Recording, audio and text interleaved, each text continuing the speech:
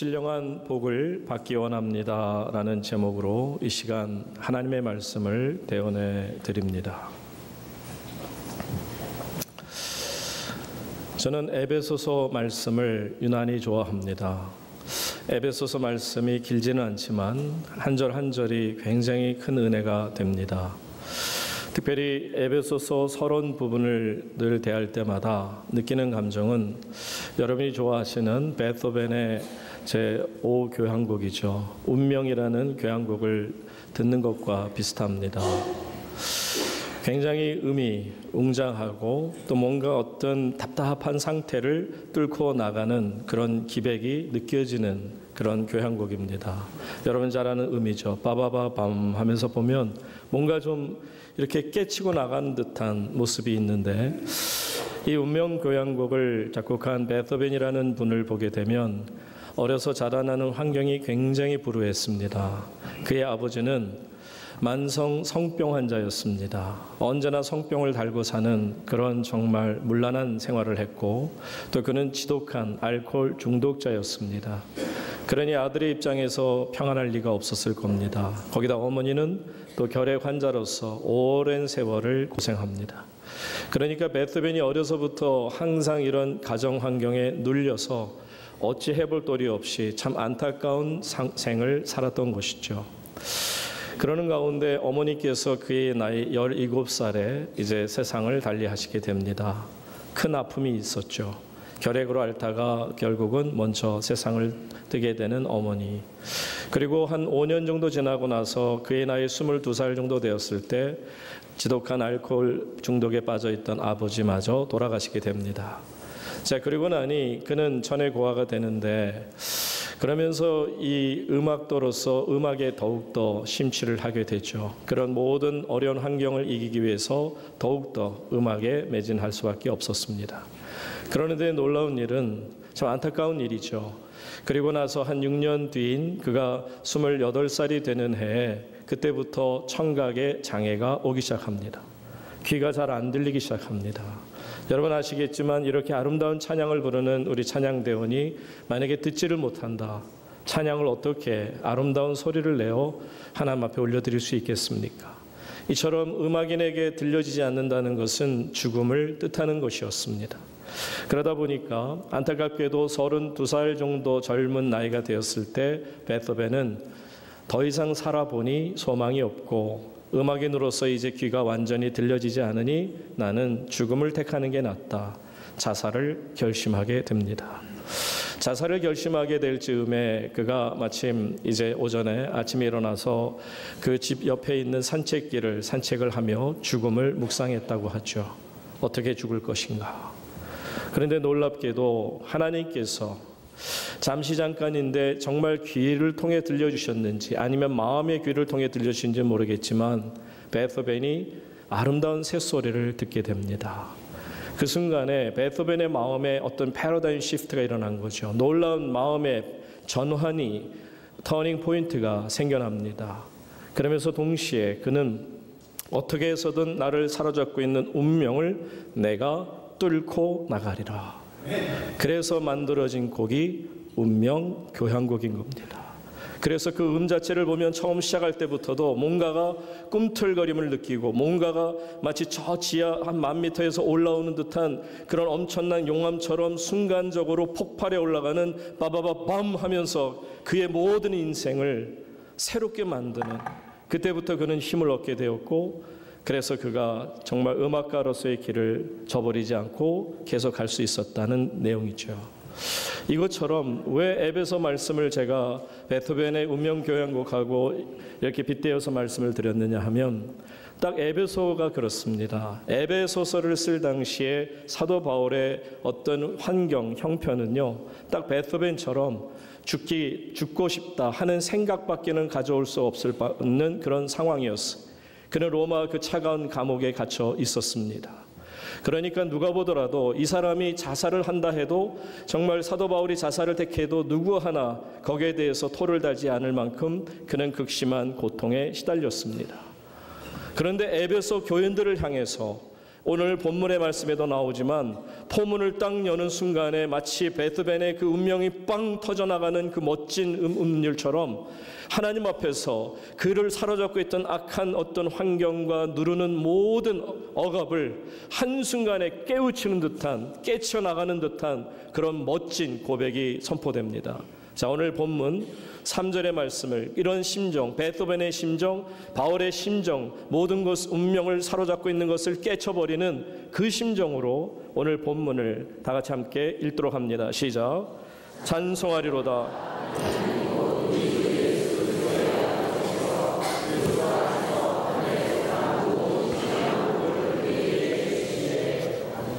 여러분, 사도 바울이 지금 어떻게 찬양하고 있죠? 찬송하리로다.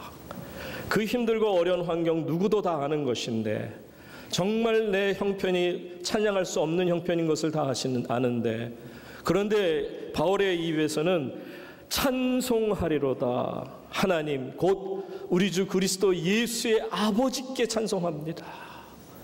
여러분, 이런 멋짐이 사도 바울에게 있습니다. 사도 바울 말씀드린 것처럼 지금 차가운 감옥 바닥에서 앉아 있었는지 엎드렸는지 모르겠지만 글을 써나갑니다. 너무너무 힘든 상황입니다. 소망이라고는 정말 빛 하나 보이지 않을 만큼 어두운 상태였습니다. 그런데 그는 첫 마디가 하나님을 찬양합니다. 여러분, 한번 이제 사도 바울의 입장에서 말씀을 드렸고요. 그러면 우리가 또 다른 관점에서 한번 사도 바울을 한번 볼까요? 바로 간수의 입장, 사도 바울을 사로잡고 있던 간수의 입장에서 여러분이 간수가 돼서 한번 사도 바울, 죄인을 바라보는 겁니다. 자, 어느 날 이 이상한 죄인이 하나 붙들려 왔고, 그리고서는 로마 감옥에 갇히는데 얼마나 중한 죄를 졌는지 모르지만 그때 당시 로마에서는 감옥에 중한 죄를 지은 자가 오게 되면 1대1로 마크가 붙습니다. 심지어는 감옥 안에까지 들어와서 이 죄수에게 이런 착고를 채우죠. 그래서 쇠사슬을 채우는 것뿐만 아니라 거기에 줄을 좀 길게 늘어뜨려서 그쪽 한쪽 끝에는 죄수가 도망가지 못하도록 간수가 자기의 손에다가 그 쇠사슬을 또한 묶습니다. 그러니까는 꼼짝달싹 못하게 되는 거죠. 간수가 입장에 생각해 볼 때 도대체 이 사람이 무슨 죄를 지어서 이런 정말 팔자가 세게 이렇게 들어왔을까? 이 사람 어떻게 보면 이 정도 중죄라면 내일이라도 재판정이 열리면 바로 목이 잘려나가는 그런 끔찍한 죽음을 죽을 수도 있는데 라는 생각을 갖는 거죠. 그런데 보세요. 그러면 이 죄수가 죽음을 눈앞에 두니 두려워서 떨어야 되지 않겠습니까? 뭔가 초조해 보여야 되지 않겠어요? 그러면서 뭔가 어떤 가위도 눌리고 자다가도 계속 소리 지르고 두려움 속에서 어찌할 줄 몰라야 그게 정상 아니겠냔 말이에요. 그런데 이 간수의 눈에 보는데 세상에 이런 죄수가 없어요. 너무 여유가 만만해요. 오히려 그의 표정을 보니까 마치 천사의 얼굴 보는 것 같아요. 어떻게 저렇게 태어날 수가 있을까? 아니, 도대체 이 사람이 이렇게까지 기쁜 이유가 뭘까? 정말 이해가 안 되는 부분이 하나 두 개가 아니었을 겁니다. 그런데 갑자기 어느 날은 글을 쓴다고 해요. 에베소 교인들한테 글을 쓰는 것처럼 글을 쓰다 말고, 글쎄 정확하게 성경은 표현 안 했으니까 모릅니다만 우리가 생각해 볼 수 있잖아요. 사도 바울이 갑자기 서론 부분을 딱 쓰다 말고 찬송하리로다 하는 순간 찬양의 눈물, 감사의 눈물이 흘렸을 수도 있겠고요. 또 다른 면에서 보면 갑자기 그 착고가 차있음에도 불구하고 두 손을 번쩍 뜨면서 할렐루야, 하나님을 찬양하리로다, 예수 그리스도의 아버지께 찬양하리로다, 내게 신령한 복을 주시는, 하늘에 속한 복을 주시는 그 아버지께 찬양하라. 여러분, 이러한 모습을 볼 때 간수의 입장에서는 왜 저러지? 도대체 무엇이 저 사람으로 하여금 저렇게 당당하게 할 수 있을까? 그러니까 성경에서 보지만 이렇게 주변에 있는 간수들이 이 사도 바울로 인하여 예수를 믿지 않을 수가 없었던 거죠. 그의 얼굴 표정이 다르고요, 그의 삶의 모습이 다르고요, 그 열악한 환경 속에서도 전혀 흔들림이 없는 여유 있는 이런 아름다운 자의 모습을 보여주는데, 누가 있어서 궁금해하지 않겠으며 누가 있어서 나도 저런 정말 멋진 신앙을 한번 갖고 싶다 생각하지 않겠냔 말입니다. 이처럼 사도 바울은 하나님 앞에서 끝까지 흔들림이 없는 베토벤처럼 운명을 뚫고 나가는 그런 기가 막힌 고백을 하게 됩니다. 그러면서 그는 말합니다. 하늘에 계신 아버지, 바로 내 주님이신 그리스도의 아버지 되신 주님, 그분께서 내게 하늘의 복, 신령한 복을 주셨습니다. 여러분이 하늘의 복을 누리며 산다는 게 얼마나 정말 행복한지 아시죠? 성경에 보면은 짧은 에피소드 하나가 나옵니다. 여러분 잘 아는 것처럼 예수님께서 하루는 이제 베드로와 요한과 야고보 세 제자를 데리고 변화산에 올라가시죠. 그런데 보니까 예수님이 평상시의 모습이 아니에요. 초라하고 키가 작고 누가 보기에도 흠모할 것이 하나 없는 이런 예수님이 아니라 말로 표현이 안 돼요. 얼굴이 광채가 나고요. 그분이 입은 옷을 보니까 흰 옷을 입었는데 감히 그냥 보는 것만으로도 와, 너무 좋다, 너무 행복하다.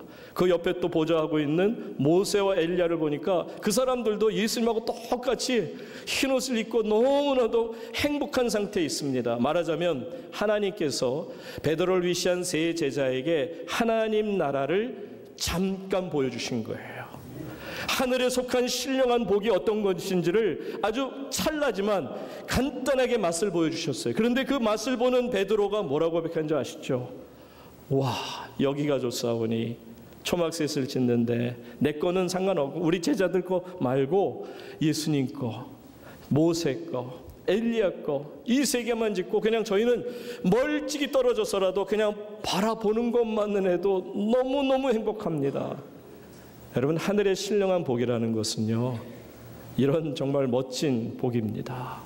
우리가 생각할 수 있는 이 땅에서의 복, 그런 게 아니에요. 여러분, 세상에서 얘기하는 복을 한번 먼저 논의해 볼까요? 말씀을 드려보면 이 세상의 복을 얘기할 때 우리는 그 상나라 말기에서 이제 왕족이었으나 이제 주나라에게 멸망당하죠. 그래서 무왕 앞에 그가 또 특별한 존경을 받고 사랑을 받다 보니까 그 앞에서 이제 쓰임을 받게 되는데, 이 그 기자라고 하는 현자가 그 당시에 가장 현인 중에 한 사람이었는데, 이 기자라는 사람에게 주나라 무왕이 묻습니다. 기자 양반, 지금 내가 당신에게 묻고 싶은 거는 복이 도대체 뭡니까? 우리 인간에게 주어진 복이라는 게 어떤 겁니까? 그랬더니 이 기자라는 분이 이 그 무왕에게 그렇게 5가지를 얘기했다고 그러죠. 여러분 이미 다 알고 있어요. 하나하나씩 보게 되면 첫 번째 뭐라 그러냐면 다른 것보다도 이 땅에서 장수하는 것입니다. 그리고 두 번째는 이 땅에서 부유하게 물질이 많아 사는 것을 말하죠. 세 번째는 강령입니다. 다시 말하면 우리가 건강하고 이 땅에서 평안을 누리며 사는 것이죠. 그리고 네 번째는 유호덕입니다. 덕을 정말 좋아해서 사람들에게 덕을 끼치면서 많은 인정과 존경을 받는 그런 삶을 행복하다 말할 수 있겠죠. 끝으로는 자신의 삶을 살아가는데 정말 하나님께서 내 수명이 다하는 순간까지 꽉 채워서 그 다음에 좋은 날 죽는 것, 그것이 복입니다. 물론 우리가 생각해 볼 때 세상 사람들, 하나님을 알지 못하는 이들에게서 나온 대답 중에는 정말 기가 막힌 대답 아닐 수 없죠. 이 5가지가 우리에게는 꼭 필요합니다. 이 땅을 살아가는 우리들이 정말 사모하는 복이 맞습니다. 그런데 여러분, 과연 하나님께서 말씀하시는 복이라고 하는 것이 이런 것이겠습니까? 세상에서 조금 오래 살고 사람들에게 덕을 끼쳐서 인정받고 존경받는 것, 건강한 것, 부유한 것, 그리고 평안한 것, 그리고 마지막 죽는 순간에 수명 다해서 편히 눈을 감는 것, 여러분 이것만이 정말 복이라고 생각하십니까? 이것만이 복이라고 착각하며 사는 것이 현대 한국교회 성도들이라고도 말할 수 있습니다. 여러분 100년 전에 벌써 프로이드라는 사람이 뭐라고 그런지 아십니까? 이렇게 이 세상에 속한 이 5가지 복, 물론 그보다 더한 복도 있겠지만 대략 이 5가지의 복으로 착각하며 사는 기독교인들에게 100여 년 전에 프로이드가 뭐라고 했는지 아십니까? 비아냥거리며 말합니다. 기독교는 소원 성취하는 종교다. 비나이다 비나이다, 내게 복을 주소서, 복을 주소서, 이렇게 소원을 성취하는 것이 기독교에 불과하다. 그리고 더 나아가서 그는 기독교를 이렇게 표명합니다. 기독교는 여러 가지 인간적인 욕구를 채우기 위해서 고안해낸 하나의 환상에 불과하다. 그러니까 인간들이 자신의 어떤 욕망을 채우기 위해서 인간들이 만들어낸 어떤 신기루 같은 환상에 불과한 것이 기독교 신앙이라는 것이다. 여러분, 세상 사람들의 복을 따라가다 보니까 어느새 이렇게 하나님의 백성들이 이런 비아냥을 당할 수밖에 없는 것 아니겠습니까? 여러분 속해 있는 기독교가 그렇게 천박한 종교입니까? 여러분이 믿는 하나님이 그렇게 우리가 정말 생각하는 것처럼 요술방망이 같은 소원 성취하는 대상이십니까? 여러분, 우리가 알지만 이 땅을 살아가는 가운데 하나님께서 우리에게 이 땅의 복을 주실 수 있어요. 그렇죠. 건강 주셔야죠. 자녀의 복도 주셔야 되겠죠. 우리가 잘 죽는 것도 원하는 것이요, 물질이 많아지는 것도 원하는 것이요, 건강한 것, 그 다음에 오래 이 땅에서 살아가는 것 다 좋은 것처럼 여기십니다. 근데 여러분, 이게 삶의 목표가 되는 순간 우리는 더 이상 하나님의 거룩한 신앙인 될 수 없습니다. 세상 사람과 똑같이 됐죠. 그렇다면 여러분, 이것을 무시하라는 겁니까? 그건 아닙니다. 여러분이 지금 말씀드린 기자라고 하는 사람을 통해, 현자를 통해 우리에게 준 이런 이 땅에서의 복이라는 것, 여러분 무시하지 마십시오. 제가 지금 이 강단에서 그런 건 다 버려버려라, 그런 거는 정말 아무것도 아니다라는 얘기가 아닙니다. 다만 그러한 것은 여러분이 하나님을 만나면 주님 안에서 우리에게 그저 덤으로 주시는 복인 줄로 믿으시기 바랍니다. 예수님께서 그러셨어요. 너희는 무엇을 먹을까, 무엇을 입을까, 무엇을 마실까 염려하지 마라. 그냥 하나님께 구하면 다 이루어질 것이다. 근데 너희는 이렇게 기도해라. 하나님 아버지 앞에 너의 하나님 나라와 하나님의 의를 구하라. 그러면 이 모든 것을 어떻게 해준다? 더해 주실 것이다. 사랑하는 여러분, 기자가 얘기했던 그 아름다운 복이라고 생각했던 세상의 복이라는 것도 하나님을 믿는 주의 자녀들에게 따라오는 하나님이 주시는 선물인 줄로 믿으시기 바랍니다. 그런데 여러분, 그 선물에만 꽂혀서 그것이 마냥 이 세상에서 우리가 얻는 복이 다라고 생각한다면 이미 우리는 세상 사람과 다를 것 없는 비신앙적인 생각을 가질 겁니다. 주님께서는요, 우리에게 오늘 바울을 통해서 우리에게 주시고자 하는 게 뭐냐면, 정말 세상이 생각할 수 없는, 바라지도 못했던 그런 엄청난 선물을 우리에게 주시는데, 복을 주시는데, 이 복은 이 땅에 속한 것이 아니라 어디에 속했다고요? 하늘에 속한 것. 그러니까 이 땅의 것이 아니라는 겁니다. 하늘에 속한 신령한 복을 주실 텐데, 그 복을 받게 되면 모든 사람들이 어쩔 줄을 모를 정도로 잠깐 그냥 찰나적으로 그 하나님 나라를 본 것만으로도 와, 여기가 좋사오니 하고 베드로가 세상 다 내려놓을 것처럼 얘기하는 것을 보십시오. 여러분, 어린아이들 보면요, 어린아이들은 무엇인가를 손에 쥡니다. 그리고는 와, 너무너무 좋아해요. 그런데 어른이 볼 때 좀 위험한 것 같아요. 그래서 엄마 아빠가 애기야 그거 안 되지, 이래 아빠 엄마한테 줘 라고 부탁해도 얘는 안 놓습니다. 아니야, 이거 나 가질 거야, 너무 좋아요, 그렇게 얘기합니다.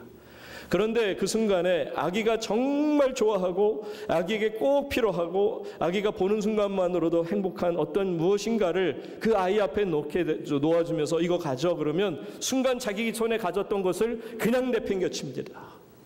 어디로 보낸지도 모르게 내팽개치고 달려가서 자기가 가장 원하는 것을 안고는 너무 행복해서 어쩔 줄을 모르는 그 아이의 모습처럼, 여러분이 이 세상을 살아가면서 말했던 그 5복, 5가지의 복 같은 거가 단 줄 알고 그거 좋아서 어쩔 줄 몰라 하는데, 하나님께서 우리에게 말씀하십니다. 그거 아니고 이 하늘에 속한, 이 땅에 속한 것이 아닌 하늘에 속한 신령한 복을 내가 너에게 주니까 이거 가져.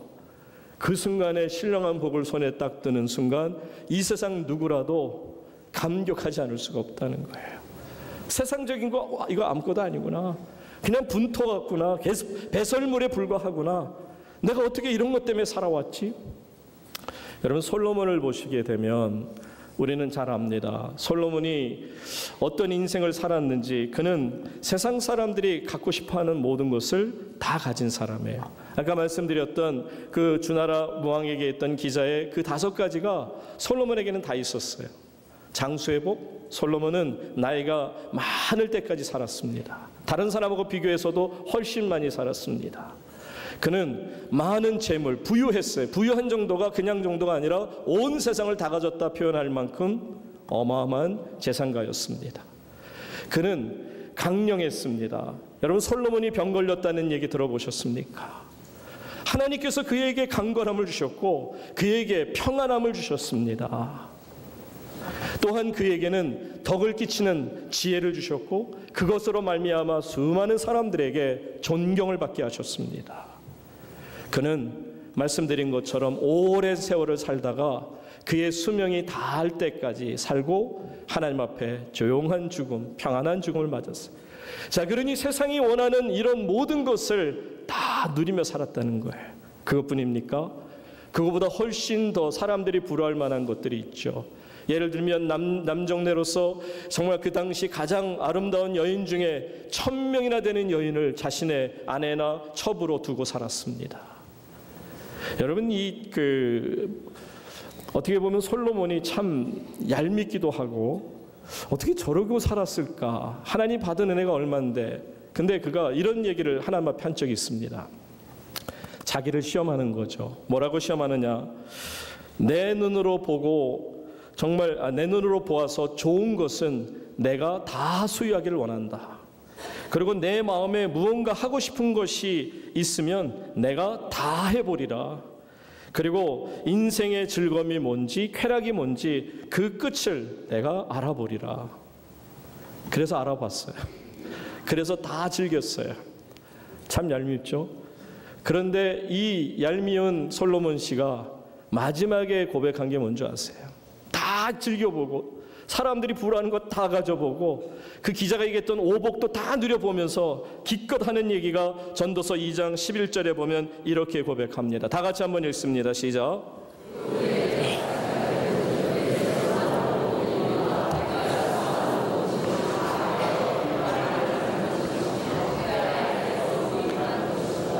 와, 기껏 다 해놓고는 해 아래서 다 해보니 무익하다. 그러면서 뭘 잡는 것 같다? 바람을 잡는 것 같다. 여러분, 바람 잡을 수 있어요? 아무리 강한 바람 내가 세게 잡아도 바람 잡을 수 없는 것처럼 솔로몬이 결론이 바람 같다는 거예요. 근데 인간의 모습인 것 같아요. 인간은요, 좀 지혜롭다 그러면 하지 않고도 그렇게 하면 안 되지. 이걸 알면 참 좋겠는데, 애들도 그렇고 어른도 그렇고 꼭 해야 직성이 풀려요. 마음에 먹은 것은 꼭 반드시 해야만 돼요. 결과가 어떻든 상관없어요. 일단 내가 하고 싶은 거는 해보고 말아야 되는 거예요. 여러분, 이건 신앙이 아닙니다. 솔로몬이 그랬잖아요. 하고 싶은 거 다 했어요. 내 마음에 보여지는 것, 좋은 거 내가 다 취하고 내가 하고 싶은 마음에 든 거 내가 다 하고 살리라. 여러분, 이거는 죄악입니다. 그러고 나서 결론은 바람 잡은 것 같아요. 내 손에 보니까 아무것도 없어요. 여러분, 정말 여러분 속에는 소망이 있기를 바라는 것은 이 땅에 속하지 않은 이제 우리에게 장차 주어질 하늘의 신령한 복이 있음을 믿으시기 바랍니다. 성부 하나님을 통해 주신 것이요, 성자 예수님을 통해 주신 것이요, 성령 하나님을 통해 주신 하늘의 신령한 복을 누리며 여러분의 남은 생을 살아갈 수 있기를 주의 이름으로 축원합니다.